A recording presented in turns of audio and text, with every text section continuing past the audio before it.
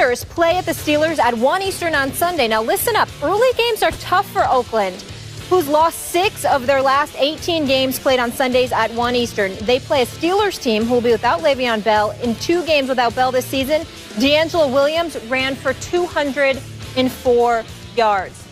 Who wins? I'm rolling with the Steelers. Okay, I'm rolling with the Steelers. I mean, listen. I will openly confess that the Oakland Raiders have surprised me. I mean, I know Derek Carr can play. I believe Amari Cooper's a stud. Khalil Mack speaks for itself. Justin Tuck's leadership. I didn't expect Charles Woodson to have the kind of year that he's having. He's been absolutely sensational. Proud of you, bro. Keep it up. But let me say this. As depressed as I am at another injury to Le'Veon Bell, incurred and initiated by the Cincinnati Bengals, okay? D'Angelo Williams is not too shabby. Oh, he's good. This is a starting running back in almost any other system. With the Steelers, he's a backup. He's averaging the same amount of yards per carry as Le'Veon Bell was at 4.9. I'm thinking about Ben Roethlisberger. Got a week, an extra week after working off the rust last week in the loss to the Cincinnati Bengals. Okay? So I expect things to be a little bit different this year. Is Oakland a good team? Yes. I don't think they're better than the Cincinnati Bengals. So we take that into account. Then you still got Antonio Brown. You still got Marcus Sweet. You still have Martavis Bryant. You still have Heath Miller. You still have all of these requisite weapons. And dare I say, the Steelers' defense deserves a little bit of love compared to what they've usually been. It's a 6th-ranked defense in the NFL. Okay. It's a 6th-ranked defense in the NFL. 8 against the run, of course, even though they're 26th against the pass. I'm not happy about that. That worries me, especially when you take into account Amari Cooper. But nevertheless, and I look at Murray for Oakland, very impressive. I got all of that. But they're in Pittsburgh. They had to go from the West Coast to the East Coast. It's a 1 o'clock game, which is 10 in the morning for them. There's a whole bunch of little issues, little nuggets of issues working against them. And on top of it all, I don't think Ben Roethlisberger is going to look that bad 2 weeks in a row. Am I concerned about him? Sure I am. Because obviously when you get hit the way that he got hit against St. Louis, that's problematic because even though you might be healthy with that brace on, you're still dancing in the pocket. I even expect the Steelers to make an improvement special teams-wise, Dre Archer got cut. Wasn't producer for you. You got it, Jacoby Jones. Oh, that was hysterical. The same dude that Tomlin got in trouble for standing near the sideline a few years back. So they didn't trip him. He did not trip him. He did no such thing. Watch your mouth. Please. Watch your mouth. Mike Tomlin would never do such a thing. Yes, the point that I'm trying to make do anything to win. Well, not anything. He ain't Bill Belichick, but let's not go there. They did fine him. They did fine him. They fined him. So what? We get over it. Nobody's perfect in life. The point is, that's right. Nobody's perfect in life. Okay. The point is, not. the Steelers have a lot going for them in this game. Had it been in Oakland, I would have been considerably more worried. I know that Oakland is much improved.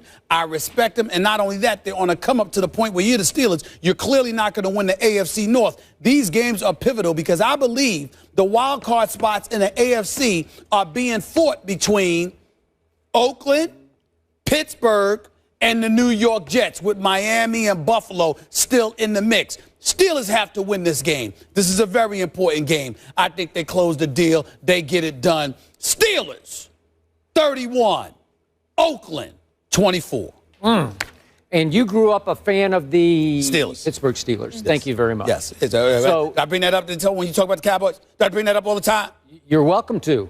I love the Dallas Cowboys, and I have since I was like 8 years old, Right. whenever they started, 1960. You actually root for things to happen just to facilitate your team. That's true. I do. pathetic. I admit it. Now, speaking of picking with heart overhead, I am also going to pick with my heart on this game because I have It is a hard game for them. slowly fallen in love with the Oakland Raiders. You have. I love their rebirth because I covered the last Raiders team when I was out in the Bay Area. They got to the Super Bowl and then got humiliated, obviously, by John Gruden's Very team. bad. But at least When the dude went to Mexico, right? the dude went to the night before the dude went to Mexico. The night before the Super Bowl. Unfortunately, I was in San Diego and he Yes. went down the. Yeah, okay. So we weren't good. Yes, But, yes. Okay, so I'm picking with my heart here, but I do think the Raiders at 4-3 have a real shot at beating your Steelers. I agree. With Ben still a little tentative on his knee. He's still not sure of himself. And listen, this Khalil Mack can bring the thunder off the edge. He He's special. will cause some problems. He's special. for Mr. Roethlisberger. Okay, so remember when I picked the Raiders to beat Denver in the black hole? And I was way out on the limb with that one. Remember what happened? The Raiders are driving for the winning football. 6:53 left in the game. It's 3rd and 5 at the Denver 31. They're almost in range. They're almost in range for Sebastian Janikowski to win the game. And young Derek Carr throws a pick six to Chris Harris. He takes it 74 yards the other way. And that's how they lost that game. A narrow loss to a really good Denver team. And the other tough loss was against my guy Jay Cutler in Chicago, in which Derek Carr made the play to win the game with 2 minutes left. And then Jay Cutler goes boom, boom, boom down the field, and a last-second buzzer-beating field goal wins the game. So those are the two tough losses they've had.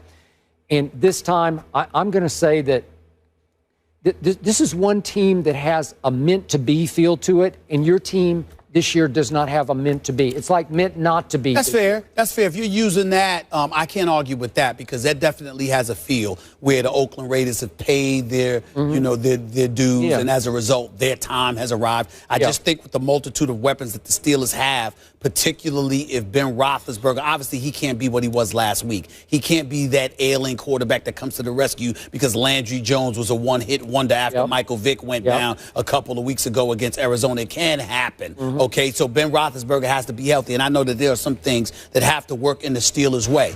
But at the same time, I just think that the game being in Pittsburgh goes a long way. There's a lot of damage we've seen from the Oakland Raiders, even though, in fairness to them, they lost to 2 undefeated teams, and they lost on a late rally to Jay Cutler and the Chicago Bears. But there's no denying that the Raiders look impressive. Amari Cooper is special. He's already got nearly 600 receiving yards, and it's just 7 games into the season. I want to take a moment to give some love to Jack Del Rio, the former defensive coordinator in Denver, who's now the head coach for the Oakland Raiders. I think he's doing a good job. And I got to tell you something as well. I'm going to give your, the offensive line coach, Mike Tice, so a little bit of love here. They're protecting. Derek Carr's only been sacked 8 times. You got a running game. This is a guy that's gone largely unnoticed. Obviously, the line of scrimmage is where all the damage gets done. So I see what Oakland's doing, and they deserve a lot of credit. But I think the multitude of weapons the Steelers have at their disposal, combined with being in Pittsburgh, goes a long way. Am I worried? Sure I am.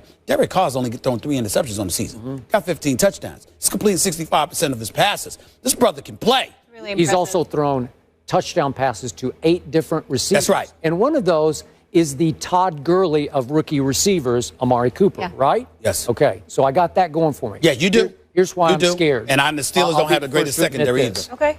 Speaking of secondaries, yes. Even though my Raiders have held opponents under 100 yards rushing for 5 straight games, the reason they've done that is because their pass defense ranks 31st. That's right. So Ben should have a pretty good day, But I'm still going to go Raiders 27-23. Steelers will have to pass, and that's the interesting part. If Le'Veon Bell were healthy, they might be running the football more against the number 2 rushing attack defensively in the NFL in Oakland. Whereas with Le'Veon out, you're not going to rely on D'Angelo as much. And as a result, you're going to throw the football more. Another great one. Yeah. So we've got a good slate this weekend. Pittsburgh's favored by 4.5. And this one. Will Leonard Fournette stiff-arm the competition this weekend and lock up the Heisman race against Bama? We'll get into that on the other side. This is First Take.